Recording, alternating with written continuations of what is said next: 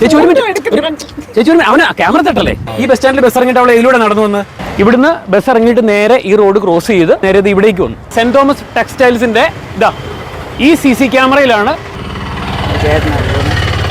ആരുടെ? ബിജുവിന്റെ. എന്നാ പിന്നെ പറയരുതായിരുന്നു. എനിക്ക് എന്നാലും കേട്ടാൽ ഞാൻ കിള്ളി കിടിച്ച് ചോദിച്ചോണ്ടിരിക്കും. ജസ്ന മരിയ ജെയിംസ് നഷ്ടപ്പെടുന്ന അന്ന് അവള് മുണ്ടക്കയത്തോട് തന്റെ ബന്ധു വീട്ടിലേക്ക് പോവാണെന്ന് പറഞ്ഞാൽ വീട്ടിൽ നിന്ന് ഇറങ്ങി മുണ്ടക്കയത്ത് വന്ന് ഈ ലോഡ്ജോട് കയറുന്നതിന്റെ അടുത്ത് CCTV വരെ പതിഞ്ഞിട്ടുണ്ട്. ഇത് ഈ ലാസ്റ്റ് വീട് 6 നിലയുണ്ടല്ലോ. ഇറങ്ങി വന്നേച്ച് ഞാൻ ബിജുവിനോട് ചോദിച്ചാൽ എന്നാ ബിജു ആ കൊച്ചവിടെ നിൽക്കുന്നതെന്ന് ചോദിച്ചു. എവിടെയാണ് ചാരി നിന്നത് പുള്ളിക്കാരി തന്നെ വിളിച്ച് കുറച്ച് നമുക്ക് ചോദിച്ചാലേ അറിയാൻ പറ്റത്തുള്ളൂ. അത്രയ്ക്ക് ഉറപ്പാണ്, 100% ഉറപ്പാണ്. കണ്ട കാര്യമാണ് ഞാൻ ശരിക്കും അതിനെ ഇങ്ങനെ നേരിട്ട് കണ്ട. ഞാനിപ്പോൾ മുണ്ടക്കയത്താണുള്ളത്. ജസ്ന മരിയ ജെയിംസ് എന്ന പെൺകുട്ടിയെ കണ്ടു എന്ന് പറയുന്ന രമണി എന്ന സ്ത്രീയെ ഞങ്ങൾ ഈ മുണ്ടക്കയം തെരുവിലൂടെ എല്ലാം അന്വേഷിച്ചിങ്ങനെ നടക്കുകയായിരുന്നു. മണിമലയാറ്റിൻ്റെ സൈഡിൽ കൂടെ ആ സ്ത്രീ നടന്നു വരുന്നുണ്ട്. നമുക്ക് എന്തായാലും ആ സ്ത്രീയോടൊന്ന് സംസാരിക്കാൻ വേണ്ടി ശ്രമിക്കാം. അതെ, ആ സ്ത്രീനെ ഒന്ന് കാണിച്ചു കൊടുത്തേ. കാണിച്ചു. ക്യാമറ എടുത്തു.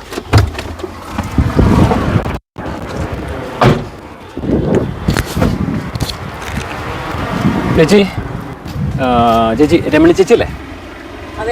ആണല്ലേ. ഞങ്ങള് മറ്റേ ജസ്ന മരിയ ജെയിംസിന്റെ ഒരു സംഭവം. പത്രക്കാരല്ലേ, എനിക്ക് നിങ്ങളോട് ഒരു ചുക്കും പറയാനല്ലോ. ഒരു മിനിറ്റ് ഞാനൊന്ന് പറഞ്ഞോട്ടെ. എന്റെ അനുവാദം ഇല്ലാതെ കണ്ട് അവർ രാവിലെ ചാനലുകാർ നേരം വെളുത്തപ്പോൾ തൊട്ട് അവർ എൻ്റെ അനുവാദം ഇല്ല കൊണ്ട് പത്രത്തിൽ TV-ലൊക്കെ പടമൊക്കെ കൊടുത്തു. അതുപോലെ തീർത്ത പ്രവൃത്തി ചെയ്യുന്നത് എനിക്ക് പറയാനൊന്നുമില്ല. ചേച്ചി ഒരു ഒറ്റ കാര്യം പറഞ്ഞു, എനിക്ക് ജീവൻ വരെ വേണ്ടിയതാണ്, വേറെ ആരും ഇല്ലാത്തതാണ്.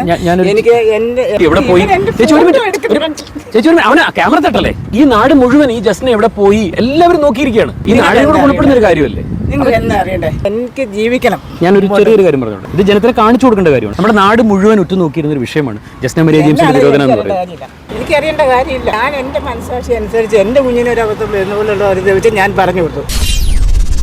ചേച്ചി, ജസ്ന മരിയ ജെയിംസ് എന്ന് പറയുന്ന പെൺകുട്ടി 2018 ആ കുട്ടിനെ നഷ്ടപ്പെടുന്നത്. ആ കുഞ്ഞിനെ അന്വേഷിച്ച് അതിന്റെ അച്ഛനമ്മയും മാത്രം, ആ കുടുംബം മാത്രമല്ല, ഈ മലയാളികളായിട്ടുള്ള സകലമാന ആളുകളും ആ കുഞ്ഞിനെ അന്വേഷിച്ച് ഇങ്ങനെ നടക്കുന്ന ഒരു സാഹചര്യത്തിലാണ് ഇപ്പോൾ നിലവിലുള്ളത്. ആ കുഞ്ഞിനെ കുറിച്ചൊരു വെളിപ്പെടുത്തൽ എന്ന് പറയുന്നത് അത് സത്യസന്ധമാണോ എന്നുള്ളതാണ് ആദ്യം പറയേണ്ടത്. എന്നിട്ട് നമ്മൾ തമ്മിൽ മുന്നോട്ട് ഇനി കൂടുതൽ സംസാരിക്കേണ്ട ആവശ്യമുള്ളൂ. ഇത് ശരിയാണോ ചേച്ചി? എന്ത് അടിസ്ഥാനത്തിൽ ഇത് പറയുന്നത്? ഞാൻ ആ ലോഡ്ജിൽ താമസിച്ചുകൊണ്ടിരിക്കുമായിരുന്നു. അപ്പോൾ ആ ലോഡ്ജിൽ ഇങ്ങനെ ആൺപിള്ളേരും പെണ്ണുങ്ങളും കൊണ്ടുവരുന്നതാണ്. അപ്പോൾ ഒരു ദിവസം ഞാനവിടെ താമസിച്ചുകൊണ്ട് എൻ്റെ റൂമിൽ നിന്ന് ഞാൻ ഇറങ്ങി വരുമ്പോൾ ഈ കൊച്ച് ഇവിടെ ഫോണിൽ ഇങ്ങനെ നോക്കിക്കൊണ്ടിരിക്കുന്നു. ഏത് കൊച്ച്? ഈ ജസ്ന മരിയ ജെയിംസ് ആണ് ചേച്ചിക്ക് ഉറപ്പാണ്? ഉറപ്പാണ്, എനിക്ക് ഉറപ്പുണ്ട്. എന്താ അങ്ങനെ ഉറപ്പ് പറയാനുള്ള ഒരു കാരണം എന്താണ്? ജസ്ന മിസ്സിംഗ് എന്ന് പറഞ്ഞ് പത്രത്തിൽ കണ്ടപ്പോൾ ഈ ചിരിച്ചുകൊണ്ടിരിക്കുന്ന ആ പല്ല് കമ്പി ഇട്ടിട്ട് അത് കണ്ടപ്പോൾ എനിക്ക് മനസ്സിലായി. അപ്പോൾ ഞാൻ ചെന്ന് ഓണറിനോട് ഞാൻ ചോദിച്ചില്ല, നമ്മുടെ ലോഡ്ജിൽ വന്ന ആ കൊച്ചാണല്ലോ ഇത് എന്ന് പറഞ്ഞപ്പോൾ. എന്താ ഈ ഓണറുടെ പേരെന്താ? ബിജു എന്നോട് ചൂടായി. ബിജു നിങ്ങളോട് ചൂടായി? നീ എന്തിനാണ് നിന്റെ കാര്യം നോക്കണം, ആവശ്യമില്ലാത്ത കാര്യത്തിൽ നീ തലയിടരുത്, നിന്നെ ഇല്ലാതാക്കിയാലും എന്നോട് ആരും ഒന്നും ചോദിക്കുകയല്ല, ഒന്ന് തള്ളിയാലും. അങ്ങനെ പറഞ്ഞു? എന്നോട് പല പ്രാവശ്യം പറഞ്ഞിട്ടുണ്ട്. ഇത് പുറത്ത് പറഞ്ഞാലാണോ കൊന്നുകളെന്ന് എന്ന് പറഞ്ഞത്? അവിടെ വരുന്ന ഓരോ സംഭവങ്ങളും ഞാൻ വെളിയിൽ പറഞ്ഞാൽ എന്നെ കൊന്നുകളെന്ന് പറഞ്ഞിട്ടുണ്ട്. അതുകൊണ്ട് എനിക്ക് പേടിയുണ്ട്. ആ പെൺകുഞ്ഞിനെ നഷ്ടപ്പെട്ടതിന് 160 രാജ്യങ്ങളിൽ യെല്ലോ നോട്ടീസ് പുറപ്പെടുവിക്കുക, അങ്ങനെ ഒരുപാട് കാര്യങ്ങൾ. ഇതുപോലെ അന്വേഷിച്ച മറ്റൊരു കേസ് ശരിക്കും പറഞ്ഞാൽ നമ്മുടെ രാജ്യത്ത് തന്നെ ഉണ്ടായിട്ടില്ല. അത്രയും വല്ലാതെ അന്വേഷിച്ചൊരു കേസാണിത്. ആ കൊച്ചിനെ കുറിച്ച് ഇങ്ങനൊരു അറിവുണ്ടെന്ന് പറയുമ്പോൾ ശരിക്കും പറഞ്ഞാൽ ഇത്രയും വൈകിയത് എന്തുകൊണ്ടാണിത്? ഞാൻ വൈകിയില്ലല്ലോ. ക്രൈംബ്രാഞ്ചിന് ഞാൻ മൊഴി കൊടുത്തിരുന്നല്ലോ. കൊടുത്തു. അത് വെളിയിൽ വന്നില്ല. അതെന്റെ കുറ്റമല്ല. അപ്പൊ അത് എത്ര നാൾ മുമ്പാണ് ചേച്ചി ക്രൈംബ്രാഞ്ചിന് മൊഴി കൊടുത്തത്? ബിജുവിന് ഹോട്ടലുള്ള സമയത്താണ്. അത് 2-3 വർഷത്തോളമായി. അത് കഴിഞ്ഞാണ് ഈ കൊറോണ ഒക്കെ വന്നത് എനിക്ക് തോന്നുന്നത്. അതിന് മുമ്പാണ് ഈ സംഭവം. 2018 ഇതിനെ കാണാൻ പോയി. 2019-20 കൂടിയാണ് എന്നോട് വന്ന് ചോദിക്കുന്നതും ഈ കാര്യങ്ങളൊക്കെ ഞാൻ പറയുന്നു. അപ്പോൾ ഈ ബിജു തന്നെയാണ് എൻ്റെ ഫോൺ നമ്പർ കൊടുത്തു എന്നെ വിളിച്ചു വരുത്തി. ലോഡ്ജിൽ ഞാൻ എൻ്റെ റൂമിൽ ഈ പോലീസുകാർ വന്ന് എന്നോട് സംസാരിക്കുന്നതൊക്കെ അവരോട് ഞാൻ പറഞ്ഞാണ്. ആണുങ്ങളൊക്കെ പോകാനുള്ള സ്ഥലങ്ങളൊക്കെ ഞാൻ അവർക്ക് കൃത്യമായിട്ട് പറഞ്ഞു കൊടുക്കുകയും അവർ പോയി തപ്പുകയൊക്കെ ചെയ്തതാണ്. അതെങ്ങനെയാണെന്ന് മനസ്സിലായില്ല. ഈ ആൺപിള്ളേരും പെൺപിള്ളേരും പോകില്ലേ, അതിനുള്ള സ്ഥലങ്ങൾ. മുണ്ടക്കയത്ത് അങ്ങനെയുള്ള സ്ഥലങ്ങളുണ്ടോ? മുണ്ടക്കയം, കുട്ടിക്കാനം, വാഗമണ്ണ് അങ്ങനെയുള്ള സ്ഥലങ്ങളുണ്ട്. ഇവര് പോയി സ്വസ്ഥമായിട്ട് സംസാരിച്ചിരിക്കുന്ന ഇവർ സല്ലപിക്കുന്ന സ്ഥലങ്ങൾ ഇവർ സല്ലപിക്കുന്ന സ്ഥലങ്ങളൊക്കെ ക്രൈംബ്രാഞ്ചിനോട് പറഞ്ഞിട്ടുണ്ട്. അപ്പൊ ക്രൈംബ്രാഞ്ച് എന്താ പറഞ്ഞത്? അവരവിടെല്ലാം പോയി നോക്കി. TV-ലൊക്കെ വാർത്ത കേട്ടായിരുന്നു. അവർ പോയി നോക്കുന്നതൊക്കെ ഞാൻ കണ്ടിട്ടുണ്ട്. TV ഞാൻ കണ്ടാണ്. ക്രൈംബ്രാഞ്ചിനോട് ഞാൻ ബിജുവിന്റെ കാര്യം പറഞ്ഞു. ബിജുവിന്റെ അടുത്ത് ഞാൻ ആ പെൺകൊച്ച് വന്നതാണ്. ഞാൻ ചോദിച്ചപ്പോൾ എന്നോട് വഴക്കുണ്ടാക്കി, എന്നെ ഭയങ്കരമായിട്ട് ഇൻസൾട്ട് ചെയ്തു. ഞാൻ വീട്ടിൽ ഇരിക്കുമ്പോഴൊക്കെ ഇവരുമായിട്ട് ഫോൺ വിളിക്കുകയൊക്കെ ചെയ്യുന്നുണ്ട്. ഇപ്പോഴും ഇന്ന് രാവിലെയൊക്കെ ഞാൻ ആ സാറിനെ വിളിച്ചിട്ട് ഞാൻ പറഞ്ഞു, സാറേ എന്നെ പോലെ ചാനലുകാർ എന്നോട് ചോദിച്ചു ഞാൻ എന്നാ പറയേണ്ടതെന്ന് ചോദിച്ചു. അങ്ങനെ എന്നോട് പറഞ്ഞു ഞങ്ങൾക്ക് തന്നെ അതേ മൊഴി ചേച്ചി പറഞ്ഞോളാൻ പറഞ്ഞു. മുമ്പ് കണ്ടത് ചേച്ചി ഇത്ര കൃത്യമായിട്ട് ഓർത്തിരിക്കാനുള്ള ഒരു കാരണം എന്ന് പറയാമോ? കാരണം എന്താ, അതിന്റെ പടം കണ്ടിപ്പോഴും ഓർത്തി. പല്ല് കെട്ടിയിട്ടുണ്ടല്ലോ, കമ്പി കിട്ടിയ പെൺകുട്ടികൾ ഒരുപാട് പേരുണ്ടല്ലോ. ഒരുപാട് പേരുണ്ട്. ഇതിനെ പെട്ടെന്ന് കണ്ടാൽ മനസ്സിലാവും. ആ, എനിക്ക് ഒരാളെ ഒരു പ്രാവശ്യം കണ്ടാൽ മതി. ഇതുകൊണ്ടാണ് ബിജു എന്നോട് അവിടെ വരുന്നവരെല്ലാം പറയുന്നത് എന്നെ അവിടെ നിർത്തരുത്, എന്നെ പറഞ്ഞു വിടണം എന്ന് പറഞ്ഞുകൊണ്ടിരുന്നു. ആരാ പറയുന്നത്? അവിടെ വരുന്ന ആരായി സ്ഥിരം ബിജുവിനോട് മുതലാളിയാണല്ലോ ബിജു, അയാളോട് ആരായി സ്ഥിരമായിട്ട് പറയുന്ന? അവിടെ ആ ബിജുവിന് കുറേ ശില്പന്തികളുണ്ട്. ആണായിട്ടും പെണ്ണായിട്ടും എല്ലാം ഉണ്ട്. അവരെല്ലാം ആണ് ഈ പറയുന്നത്. അവിടെ കുശിനിക്കാരും ഒക്കെ വേറെയൊക്കെ പെണ്ണുങ്ങളുണ്ടായിരുന്നു. അവരൊക്കെ ഈ ബിജുവിന്റെ പെണ്ണുങ്ങളാണ്. സ്വന്തം ഭാര്യ എന്ന് പറയുന്നത് അത് തൊടുപുഴയിൽ അതിന്റെ വീട്. നമുക്ക് അയാളുടെ പേഴ്സണൽ ആയിട്ടുള്ള വിഷയത്തിലേക്ക് കയറണ്ട. പക്ഷേ ഈ ജസ്ന മരിയ ജെയിംസ് എന്ന് പറയുന്ന പെൺകുട്ടിയുടെ വിഷയങ്ങൾ പുറത്തു വിടരുതെന്ന് പറഞ്ഞ് ചേച്ചിയുടെ നേരെ എന്ത് ആക്രമണമാണ് ഇയാൾ അഴിച്ചുവിട്ടത്? അത് എന്നോട് ഭയങ്കരമായിട്ട് ദേഷ്യപ്പെട്ടു. എൻ്റെ റൂമിൽ വന്ന് എനിക്ക് അടിച്ചിട്ട് വരുന്നുണ്ട്. ചേച്ചി തല്ലിയോ? എന്നിട്ടൊക്കെ ഉണ്ട്. അയാളുടെ തന്നെ ലോഡ്ജിന്റെ റൂമിൽ വെച്ചു? പുള്ളിയുടെ ലോഡ്ജിൽ തന്നെ വെച്ച് എൻ്റെ റൂമിൽ വന്നിട്ട് എനിക്ക് എന്നെല്ലാം കേട്ടാൽ ഞാൻ കിള്ളി കിടിച്ച് ചോദിച്ചുകൊണ്ടിരിക്കും അതെന്താ എങ്ങനെയാണെന്ന് ചോദിച്ചത്. ബിജു ആളെ വിളിച്ച് കൊടുത്തിട്ട് അവർ ചോദിക്കുന്നത് എവിടെ നിന്നുള്ള ബിജു അന്നേരം പറഞ്ഞത് എന്നെ കരുവാക്കിക്കൊണ്ട്. പോലീസ് റെയ്ഡിന് വന്നാലും ബിജു പറയുന്നത് അവരെല്ലാം എൻ്റെ കൂട്ടുകാരാണ്. അങ്ങനെ തടി തപ്പിയാണ് അവർ ഇത്ര കാലം അവിടെ ഇരുന്നത്, ഈ 2.5 മാസം മുമ്പ് വരെ. ബിജു എന്തുകൊണ്ടാണ് ഈ ജസ്ന മരിയ ജെയിംസിന്റെ കഥ പുറത്തു പറയാൻ വേണ്ടിയിട്ട് ചേച്ചീനെ അത് അനുവദിക്കാതിരുന്നത്? എന്തുകൊണ്ടാണ്? ചേച്ചി ഉപദ്രവിക്കാനും ഈ കഥ പുറത്തു പറഞ്ഞാൽ കൊന്നുകളയെന്നല്ലേ പറഞ്ഞ ഇയാൾ? അതെന്താ അങ്ങനെ പറയേണ്ട കാരണം എന്താ? ബിജുവിന് മനസ്സറിവുണ്ട്. എനിക്ക് നല്ല ഉറപ്പുണ്ട് ബിജുവിന് മനസ്സറിവുണ്ട്. ഈ ജസ്നയുടെ മിസ്സിംഗുമായിട്ട് ബന്ധപ്പെട്ട് ജസ്നയ്ക്ക് ഒരു ബന്ധു ഉണ്ട് മുണ്ടക്കയത്ത് എന്നുള്ളതാണ് പറഞ്ഞു കേട്ടിട്ടുള്ളത്. ഒരു ബന്ധു ഉണ്ടെന്നാണ് പറഞ്ഞു കേട്ടിട്ടുള്ളത്. നഷ്ടപ്പെടുന്ന അന്ന് അവള് മുണ്ടക്കയത്തോട് തന്റെ ബന്ധു വീട്ടിലേക്ക് പോവാണെന്ന് പറഞ്ഞാൽ വീട്ടിൽ നിന്ന് ഇറങ്ങിയെന്നാണ് പറയുന്നത്. അപ്പൊ അങ്ങനെയാണെങ്കിൽ അവള് മുണ്ടക്കയത്തേക്ക് തന്നെയാണ് വന്നിരിക്കുന്നത്. മുണ്ടക്കയത്ത് വന്ന് ഈ ലോഡ്ജിയോട് കയറുന്നതിന്റെ അടുത്ത് CCTV വരെ പതിഞ്ഞിട്ടുണ്ട്. അപ്പൊ പിന്നെ ലോഡ്ജി കയറിയെന്ന് പറയാൻ പറ്റുമോ സാറേ? ചേട്ടാ, ഇവിടുന്ന് ഈ ജസ്ന മരിയ ജെയിംസ് അന്ന് ഈ സെന്റ് തോമസ് ടെക്സ്റ്റൈൽസ് എന്ന് പറയുന്ന ഈ ബോർഡ് കാണുന്നുണ്ടല്ലോ, എവിടെ ബസ് ഇറങ്ങിയത്? എവിടെയാണ്? എവിടെ? ഈ ബസ് സ്റ്റാൻഡിലാണ് ബസ് ഇറങ്ങിയത്. ഈ ബസ് സ്റ്റാൻഡിൽ ബസ് ഇറങ്ങിയിട്ട് അവളെ ഇതിലൂടെ നടന്നു വന്ന് ഇപ്പൊ ആൾക്കാർ പോകുന്നു അല്ലേ? ഇതിലൂടെ നടന്നു വന്നല്ലേ? അപ്പൊ ബസ് അകത്തിറങ്ങി അതിലൂടെ നടന്നു വന്നല്ലേ? ഒരു നമുക്കൊന്ന് നോക്കാം.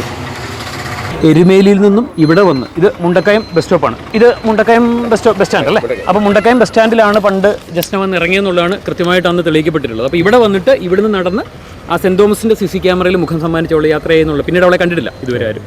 വരും. ഇവിടുന്ന് ബസ് ഇറങ്ങിയിട്ട് നേരെ ഈ റോഡ് ക്രോസ് ചെയ്ത് നേരെ ഇത് ഇവിടേക്ക് വന്നു. ഇതാ ജിയോ സ്വീറ്റ്സ്. ഇതിലൂടെ ഇറങ്ങിയിട്ട് നേരെ വരുന്നത്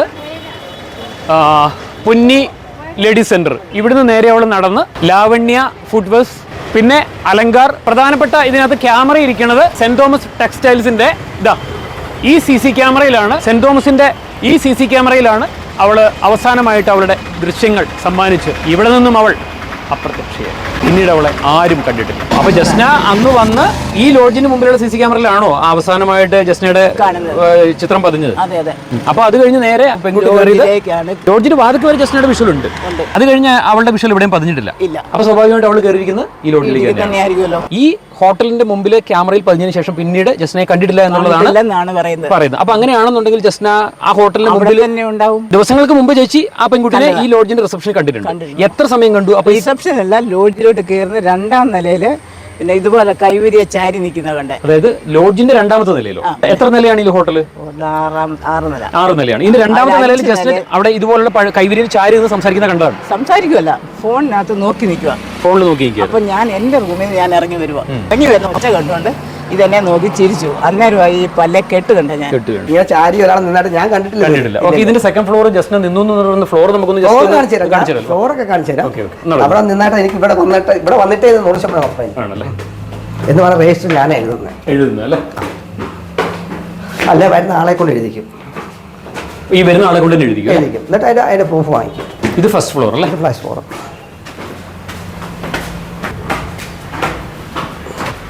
ഇതാണ് സെക്കൻഡ് ഫ്ലോർ. ഇതിൽ എവിടെയാണ് ചാരി നിന്നത് പുള്ളിക്കാരി തന്നെ വിളിച്ച് കുറച്ച് നമുക്ക് ചോദിച്ചാൽ അറിയാൻ പറ്റത്തുള്ളൂ. ഇതാണ് സെക്കൻഡ് ഫ്ലോർ. അതായത് ഈ കൈവരിയിൽ ഇതിന് ചാരി നിന്നു എന്നുള്ളതാണ് അവർ പറഞ്ഞത്. എനിക്കറിഞ്ഞൂടാ. അപ്പോൾ അവർ ഇറങ്ങി വരുമ്പോൾ ഇവിടെ നിൽക്കുന്നു, ജസ്ന ഇവിടെ നിൽക്കുന്നു.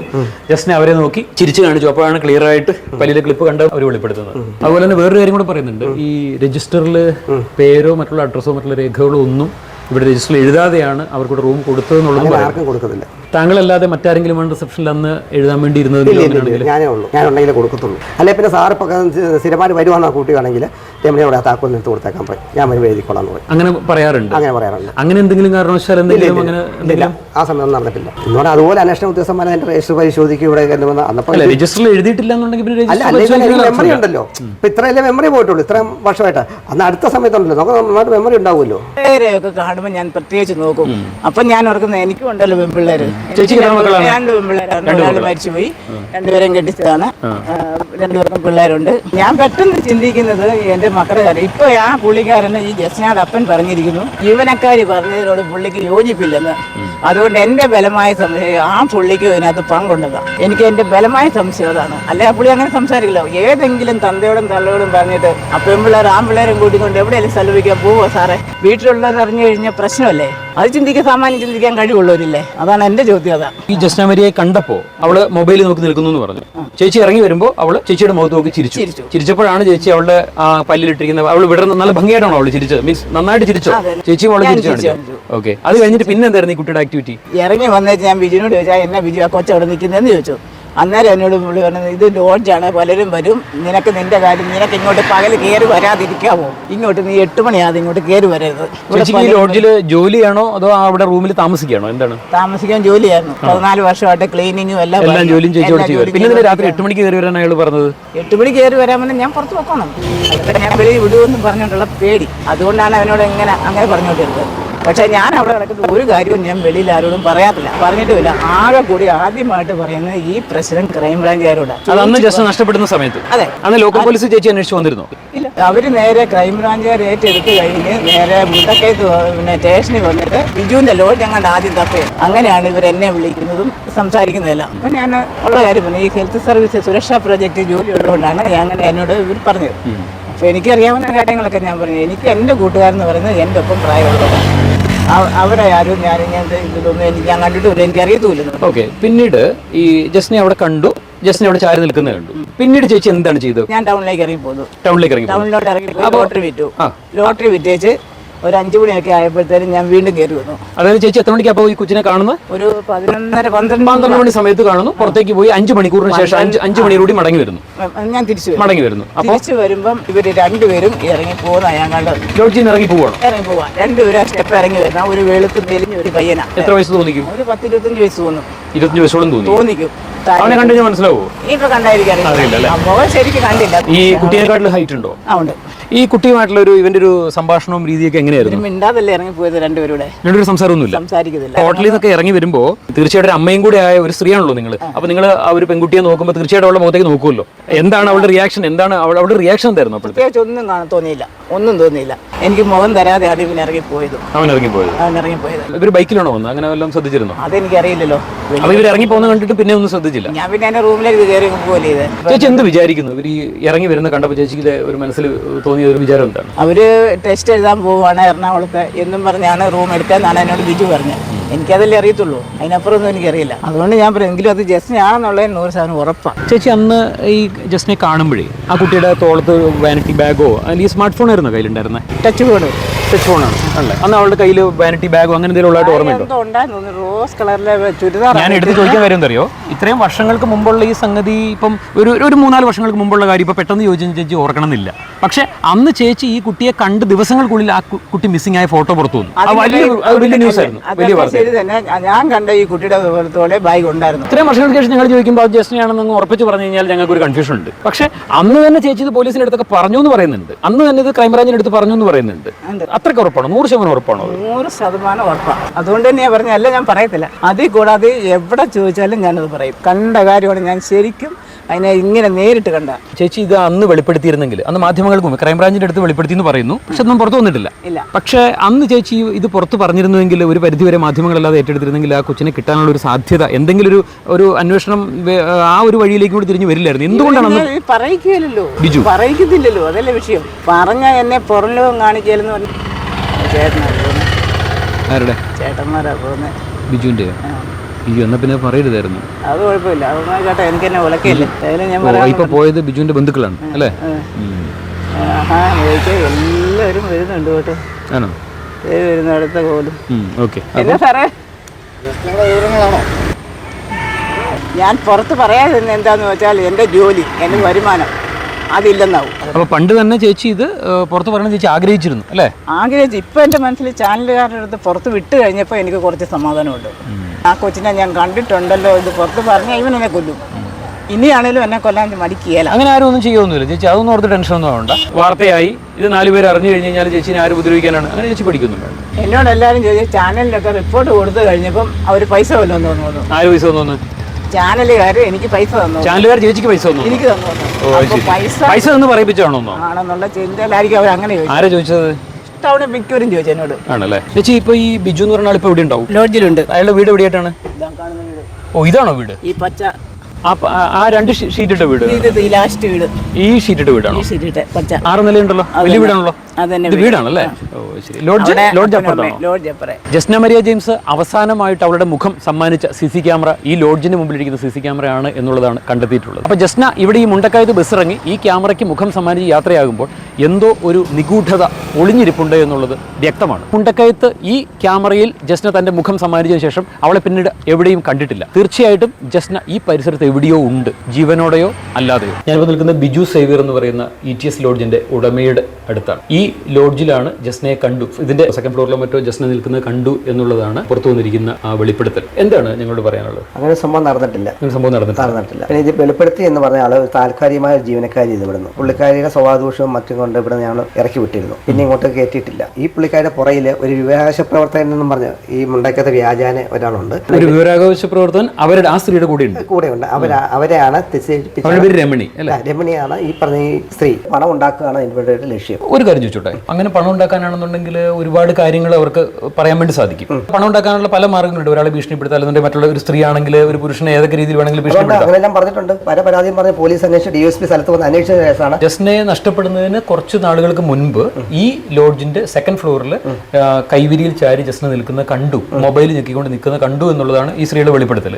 ആ പെൺകുട്ടിയുടെ പല്ലിൽ ക്ലിപ്പും കാര്യങ്ങളൊക്കെ ആയിട്ട് ആ സ്ത്രീ വ്യക്തമായിട്ട് കണ്ടു എന്നാണ് അവർ പറയുന്നത്. ശേഷം അവരത് നിങ്ങളോട് ചോദിച്ചു എന്നാണ് പറയുന്നത്. നിങ്ങളോട് ചോദിച്ചപ്പോൾ നിങ്ങൾ ചൂടായി, നിങ്ങൾ അതിന് ആവശ്യമില്ലാത്ത കാര്യം അന്വേഷിക്കുന്നത്, നിങ്ങൾ നിങ്ങളുടെ പണി നോക്കി നടന്നാൽ പോരെ എന്ന് ചോദിച്ചിട്ട് നിങ്ങൾ ആ സ്ത്രീനെ ഭീഷണിപ്പെടുത്തി പീഡിപ്പിച്ചു എന്നുള്ളതാണ് പറയുന്നത്. ഇത് ചമച്ചുണ്ടാക്കിയത്, അങ്ങനെ സംഭവം ഉണ്ടായിട്ടില്ല. എന്തിനു വേണ്ടിയായിരിക്കും ഒരു സ്ത്രീ അങ്ങനെ ഇങ്ങനെ ഒരു കാര്യമൊക്കെ പറഞ്ഞുണ്ടാക്കണം എന്നുണ്ടെങ്കിൽ നമുക്ക് പുറത്ത് പറയാൻ മേലാത്ത ഒരു സ്ത്രീയാണ്. ഇവിടെ അന്വേഷിച്ച് നോക്കുക. നിങ്ങൾക്ക് അന്വേഷിക്കുമ്പോൾ ആളുടെ സ്വഭാവം കാര്യം എത്ര വർഷം മുമ്പ് ഇവിടെ വന്നിട്ടുള്ളതാണെന്ന് ഈ പിള്ളേരുടെ ജോലി എന്താണെന്ന് അറിയാൻ പറ്റും. ഞാൻ ഒരു മനസാക്ഷിക്ക് വേണ്ടി നമ്മുടെ ലോഡ്ജിൽ കയറ്റി അത്യാവശ്യം പണിയിരുന്നു, അന്നേരം പൈസ കൊടുത്തു വിടുന്നു. ഒരു സർവ്വസ്വാതന്ത്ര്യം പോലും ഉണ്ടായിരുന്നു. അത് കിട്ടാൻ വന്നപ്പോഴാണ് പല അപകീർത്തികളും ഒത്തിരി അപകീർത്തി കേസുകളും പറഞ്ഞ് ഉണ്ടാക്കിയിട്ടുണ്ട്. നിങ്ങൾക്കെതിരെ ഉണ്ട്.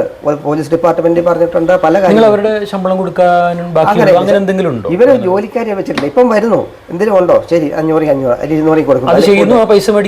സ്ഥിരം ജോലിക്കാരിയല്ല. ഒരുപാട് വർഷങ്ങളായിട്ട് ഇങ്ങനെ വരുന്നു പോകുന്നു. ഇപ്പം 10 ദിവസം കഴിഞ്ഞ് പറഞ്ഞ് പോകുന്നു, ജസ്റ്റ് വരുന്നു, ഒരു ദിവസം റൂം കൊടുക്കാവും. ഞാൻ ചോദിക്കുന്നത് ഇപ്പം സ്വാഭാവികമായിട്ടും ഏതൊരു മലയാളിയുടെ മനസ്സിൽ തോന്നുന്നൊരു ചോദ്യമാണ് അത്.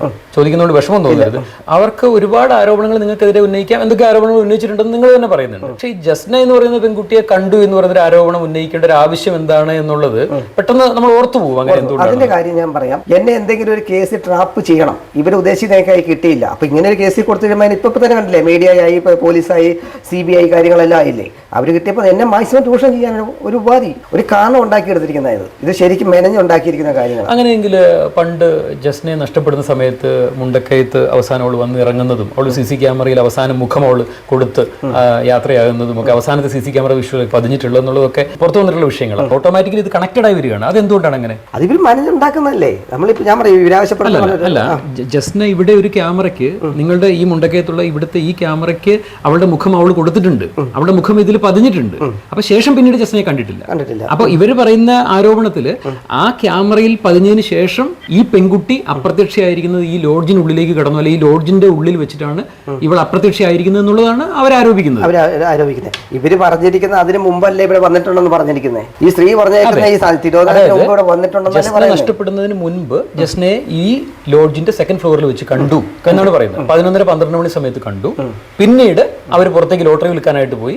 മടങ്ങി ഇറങ്ങി വന്നു കഴിഞ്ഞപ്പോൾ 4:30-5 മണിയോടുകൂടി വീണ്ടും അവൾ റൂമിൽ നിന്ന് വെക്കേറ്റ് ചെയ്ത് അവളും ഒരു പയ്യനും കൂടെ ഒരു 25 വയസ്സോളം പ്രായമുള്ള ഒരു പയ്യനും കൂടെ പുറത്തേക്ക് പോകുന്ന കണ്ടു ഇത്രയും നാളായിട്ട് ഈ ഒരു കാര്യം എന്തുകൊണ്ട് വെളിപ്പെടുത്തിയിട്ടില്ല? അല്ല, അത് അവർ പറയുന്നുണ്ട്. അവർ ആ സമയത്ത് തന്നെ നിങ്ങളോട് ചോദിച്ചു, അപ്പൊ നിങ്ങൾ അവരെ ഷൗട്ട് ചെയ്തു, അപ്പൊ നിങ്ങൾ അവരെ തല്ലാൻ ചെന്നു, അങ്ങനെയൊക്കെയാണ് അവർ പറയുന്നത്. അത് മാത്രമല്ല അവർ അതുപോലെ തന്നെ ക്രൈംബ്രാഞ്ച് അന്ന് അന്വേഷിച്ച ക്രൈംബ്രാഞ്ചിന്റെ അടുത്ത് അവരിത് വെളിപ്പെടുത്തിയിരുന്നു എന്നുള്ളത് പറയുന്നത്. ഇത്രയും വലിയൊരു കേസ് അവർ നടപടി എടുക്കായിരിക്കും. ക്രൈംബ്രാഞ്ച് ഞാൻ പോയിട്ടുള്ള എന്നെ വിളിപ്പിച്ചിട്ടുള്ള എന്റെ ഫോൺ കോഡുകൾ എത്ര നാളുകൾക്ക് മുമ്പാണ് ക്രൈംബ്രാഞ്ച് 2 വർഷം മുമ്പാണ്. 2 വർഷം മുമ്പ് വിളിപ്പിച്ചിട്ടുണ്ട്. നിങ്ങൾ എന്തുകൊണ്ടാണ് ക്രൈംബ്രാഞ്ച് ഒന്ന് വിളിപ്പിച്ചത്? മുണ്ടക്കത്തുള്ള എല്ലാ ലോഡ്ജുകാരെ വിളിപ്പിച്ചിരുന്നു. പിന്നെ ഈ സെക്സ് വർക്കേഴ്സ് വരുന്ന ലോഡ്ജുകൾ ഏതാണ് അവർ അത് നോക്കി വിളിപ്പിച്ചായിരുന്നു. ഇതിന്റെ നമ്പറുകളെല്ലാം കൊടുത്ത ഈ പുള്ളിക്കാരിയാണ്. ഈ പുള്ളിക്കാരി ജസ്റ്റിങ് കൊണ്ടുവന്നതിന് നമ്മൾ റൂം കൊടുത്തിട്ടുണ്ട്. അത് വിലക്കിയതാണ് ഏറ്റവും വലിയ വിഷയം ഉണ്ടായത്. റൂം അന്വേഷിച്ച് ആര് വന്നാലും നിങ്ങൾക്ക് റൂം കൊടുക്കും. കാരണം നമ്മുടെ ഇന്ത്യൻ ശിക്ഷാ നിയമം അതിനെതിരൊന്നും അല്ല. പിന്നെ എന്റെ രജിസ്റ്റർ മൊത്തം പരിശോധിച്ചു. കുറെ ദിവസങ്ങളായി എന്റെ ലോഡ്ജുകൾ മൊത്തം പരിശോധിച്ചിട്ടുണ്ട്. ഇവിടെ ഉള്ള ഈ ക്യാമറയിൽ, ഈ തൊട്ടുവാതുക്കലുള്ള ക്യാമറയിൽ എങ്ങനെയാണ് ജസ്റ്റിനയുടെ മുഖം? നമ്മൾ അതിനെക്കുറിച്ച് ശ്രദ്ധിക്കാനും അങ്ങനെ പോയിട്ടില്ല. ഇങ്ങനെ വരുന്നുണ്ട്, പോകുന്നുണ്ട്, അന്വേഷണം നടക്കുന്നുണ്ട്. അപ്പൊ ജസ്റ്റിന് ഈ റൂമിന്റെ ഈ ലോഡ്ജിൽ ഉള്ളിൽ കയറിയിട്ടില്ല? ഇല്ല, ഉറപ്പാണ്. 100% റിസപ്ഷനിൽ എപ്പോഴും താങ്കൾ ഉണ്ടാവുമോ? ഇതിന്റെ ഞാൻ പറയാം, A to Z ഞാനാ ചെയ്യുന്നത്. ഇവിടെ ആ 8-10 റൂമേ ഉള്ളൂ. ഈ ക്ലീനിങ്ങും എല്ലാം ഞാൻ തന്നെ ചെയ്യുന്നത്. വേറെ സ്റ്റാഫുകളെ വെക്കാറില്ല. പിന്നെ ഇതുപോലെ സ്ത്രീ വരുമ്പോൾ ചിലപ്പോൾ അതൊന്നും ചെയ്തേക്കാൻ പറയാം, അതിന്റെ കൊടുക്കുന്നു. ഇപ്പൊ പറഞ്ഞു വരുമ്പോ ജസ്ന മരിയ ജെയിംസ് ഈ തൊട്ടടുത്തുള്ള ക്യാമറയിൽ വന്ന് മുഖം സമ്മാനിച്ച് നേരെ ഈ ലോഡ്ജിനകത്തേക്ക് കയറുന്നു. ഇതിനുശേഷം അവളെ കണ്ടിട്ടില്ല. അവളെ ഇവിടെ അടുത്ത് എവിടെയോ നിങ്ങളുടെയൊക്കെ അറിവോടുകൂടി അവളെ എവിടെയോ താത്തി കളഞ്ഞിരിക്കുന്നു, അല്ലെങ്കിൽ അവളെ ഇവിടുന്ന് കടത്തിയിരിക്കുന്നു, അവളെ എവിടെയോ ജീവിച്ചിരിക്കുന്നു. ഇങ്ങനെയൊക്കെയാണ് ഇത് വ്യാഖ്യാനിക്കപ്പെടുന്നത്. അന്വേഷിച്ചോട്ടെ, അന്വേഷണം നടത്താമല്ലോ, അന്വേഷണ ഉദ്യോഗസ്ഥന്മാരുണ്ടല്ലോ. ഇത് ETS ലോഡ്ജാണ്. ജസ്ന മരിയ ജെയിംസ് ഈ കോറിഡോറിലൂടെ അന്ന് നാളുകൾക്ക് മുൻപ് നടന്നു വന്ന് ഈ ലോഡ്ജിനുള്ളിലേക്ക് പോയി ഇവരെല്ലാവരും കൂടി ഇവിടെ കാത്തിക്കളഞ്ഞിട്ടുണ്ടാകാം എന്നുള്ളതാണ് പറയപ്പെടുന്നത്. ഇത്രയും കാലം അന്വേഷിച്ചിട്ടില്ലാത്ത ഈ ഒരു സംഭവം അന്വേഷിക്കണം. ഈ പറഞ്ഞ സ്ത്രീയെ വ്യക്തമായിട്ട് വിളിച്ച് അന്വേഷിക്കണം. എന്നെ ഏത് രീതിയിലും അന്വേഷണ ഉദ്യോഗസ്ഥർക്ക് ചോദ്യം ചെയ്യാം. എന്ത് ചോദ്യത്തിന് നമ്മൾ തയ്യാറാണ്. ഏത് സമയത്ത് നിങ്ങൾ വിളിച്ചല്ലോ, ഞാൻ നമ്മുടെ പോലെ ഇന്നോട് ഞാൻ വരാൻ പറഞ്ഞു. ഞാൻ ഇവിടെ വിളിച്ചു പോകാനൊന്നും പോയില്ലല്ലോ. എല്ലാ ചാനലുകൾക്കും നമ്മൾ കൊടുത്തിട്ടുണ്ട്. ഞാനും 2 മക്കളുടെ അപ്പനാണ്. ഒക്കെ ശരിയാണ്. പക്ഷേ ഒരുപാട് ഗുണ്ടാ സെറ്റപ്പ് നിങ്ങൾക്കുണ്ട്. അവർ ഭയപ്പെടുന്നത് ഇപ്പോൾ അവരുടെ ജീവൻ നിങ്ങൾ എടുക്കുമോ, അവരെ നിങ്ങൾ ഈ കായലിൽ താത്തി കളയുമോ എന്നൊക്കെ അവർ ഭയപ്പെടുന്നൊക്കെ അവർ പറയുന്നുണ്ട്. ഇവിടെ അന്വേഷിക്കാമല്ലോ, അന്വേഷണ ഉദ്യോഗസ്ഥന്മാരൊക്കെ ഉണ്ടല്ലോ. എനിക്ക് എന്തുമാത്രം ഗുണ്ടായുസമുണ്ട്, ഞാൻ എങ്ങനെയാണ് ജീവിക്കുന്നത്. CBI ആണെങ്കിൽ നിസ്സാരക്കാരല്ലല്ലോ, അവർക്ക് അന്വേഷിക്കുമ്പോൾ അറിയാമല്ലോ. ഇപ്പം അവർക്ക് കൂടുതൽ പ്രൊട്ടക്ഷൻ കിട്ടാൻ വേണ്ടി അവർ ചെയ്തതിന് വേണ്ടി വീണ്ടും ഓരോന്നെങ്കിലും പറഞ്ഞുകൊണ്ടിരിക്കും.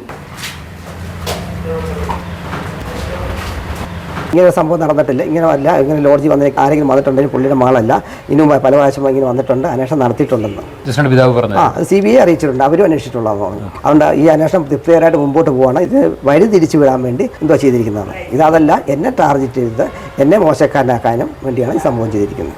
ഹലോ, ബിജു സേവ്യർ അല്ലേ?